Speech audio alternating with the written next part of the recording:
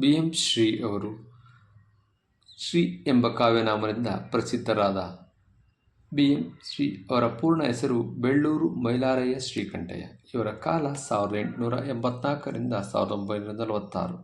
ಇವರು 1911ರ ಧಾರವಾಡದಲ್ಲಿ ನೀಡಿದ ಕನ್ನಡ ಮಾತು ತಲೆ ಎತ್ತುವ ಬಗೆ ಎನ್ನುವ ಉಪನ್ಯಾಸ ಕನ್ನಡ ನಾಡು ನುಡಿಗಳ ಮಾರ್ಗಸೂಚಿ.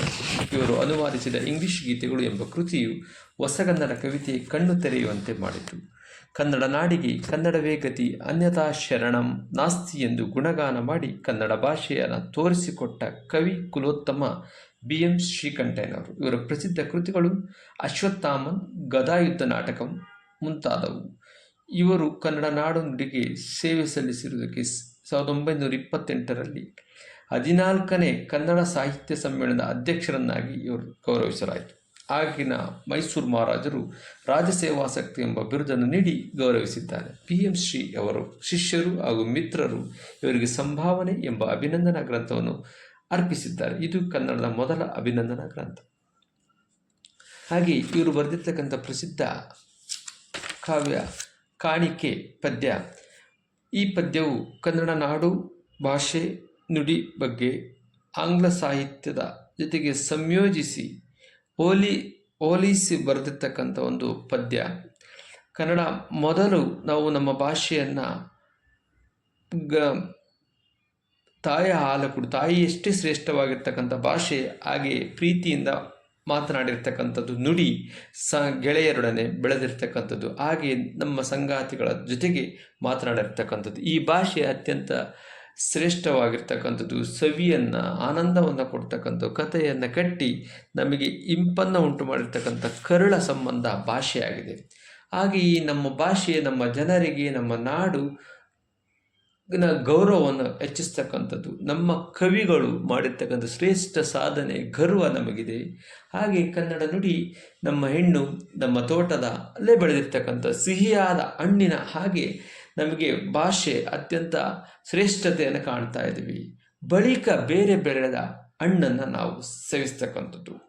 ಹಾಗೆ ಹೊಸದು ರಸದ ಬಳ್ಳಿಯ ಹಣ್ಣು ಹಾಗೆ ಸೇರಿರ್ತಕ್ಕಂಥದ್ದು. ಪಡುವ ಕಡಲ ಅಂದರೆ ಪಾಶ್ಚಿಮಾತ್ಯ ಭಾಷೆ ಆಗಿರ್ತಕ್ಕಂಥ ಇಂಗ್ಲೀಷ್ ಭಾಷೆ, ಒನ್ನ ಹೆಣ್ಣು, ಅದನ್ನು ನಾವು ಸ್ವೀಕರಿಸಿದ್ದೀವಿ. ಆದರೆ ನಮ್ಮ ಮೂಲ ಭಾಷೆ ಕನ್ನಡವನ್ನು ನಮ್ಮ ಜೀವದ ಉಸಿರಾಗಿ ಅದರ ಜೊತೆಗೆ ಬೆರೆಸ್ತಾ ಇದ್ದೀವಿ.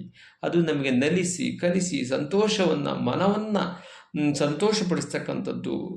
ಹೀಗೆ ಒಮ್ಮೆ ಇವಳು ಒಮ್ಮೆ ಅವಳು, ಒಮ್ಮೆ ಇವಳು ಅಂದರೆ ಕನ್ನಡ, ಒಮ್ಮೆ ಅವಳು ಅಂದರೆ ಆಂಗ್ಲ ಭಾಷೆ ಇಂಗ್ಲಿಷ್ ಸಾಹಿತ್ಯ, ಎರಡನ್ನ ಬೆರೆಸಿ ಕುಣಿಸುವಂಥದ್ದು ಮನೋರಂಜನಾತ್ಮಕವಾದ್ದು. ಹೀಗೆ ನನಗೆ ಭಾಳಷ್ಟು ಹಬ್ಬ ಸಂತೋಷವನ್ನು ಉಂಟು ಮಾಡಿರ್ತಕ್ಕಂಥದ್ದು ಎರಡೂ ಭಾಷೆಗಳ ಸಮ್ಮಿಲನ.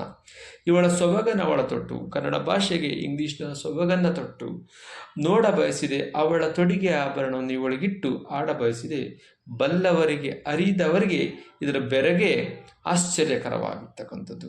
ಅರಿಯದವರ ನಾಲ್ವರಲ್ಲಿ ಕಳೆಯ ಬೆಳಕು ಬೆಳೆದು ದಣಿದು ಹೋದರು. ಭಾಳಷ್ಟು ಜನ ಇದರ ಬಗ್ಗೆ ಅರ್ಥಕೊಂಡಿರೋರಿಗೆ ಭಾಳಷ್ಟು ಶ್ರೇಷ್ಠತೆಯನ್ನು ನಾವು ಗಮನಿಸ್ಬೋದು. ಇಂಥ ಒಂದು ಸಣ್ಣ ಅಳಿಲು ಸೇವೆಯನ್ನು ಮಾಡೋದ್ರ ಮುಖಾಂತರ ಕನ್ನಡ ಭಾಷೆಯನ್ನು ಉಳಿಸುವ ಪ್ರಯತ್ನವನ್ನು ಅಂದಿನ ಕಾಲಘಟ್ಟದಲ್ಲೇ ಮಾಡಿರ್ತಕ್ಕಂಥ ಕವಿಗಳು ಬಿ.ಎಂ. ಶ್ರೀ ಅವರು. ಈ ಪದ್ಯದಲ್ಲಿ ಪ್ರಮುಖವಾಗಿ ನಾವು ಕನ್ನಡ ಭಾಷೆ ಬೆಳವಣಿಗೆ, ಅದನ್ನು ಅಭಿವೃದ್ಧಿ ಮಾಡ್ತಕ್ಕಂಥದ್ದು, ದೇಸೀಯತೆ, ಅವತ್ತಿನ ಪಾಶ್ಚಾತ್ಯ ಭಾಷೆಯ ಪ್ರಭಾವಗಳನ್ನು, ವಸಾಹತುಶಾಹಿ ಕಾಲದ ಸಾಹಿತ್ಯ ಪ್ರಕಾರಗಳನ್ನು ಕನ್ನಡಕ್ಕೆ ತಂದುಕೊಂಡದ್ದು ಒಂದು ವಿಶೇಷವಾಗಿರ್ತಕ್ಕಂಥದ್ದು. ಅವುಗಳ ಜೊತೆಯಲ್ಲಿ ನಮ್ಮ ಜೀವಂತ ಭಾಷೆಯನ್ನು ಉಳಿಸುವ ಪ್ರಯತ್ನ ಮಾಡಿರ್ತಕ್ಕಂಥದ್ದು ಬಿ.ಎಂ. ಶ್ರೀ ಅವರಿಗೆ ಶ್ರೇಷ್ಠತೆಯನ್ನು ನಾವು ಗಮನಿಸ್ಬೋದು.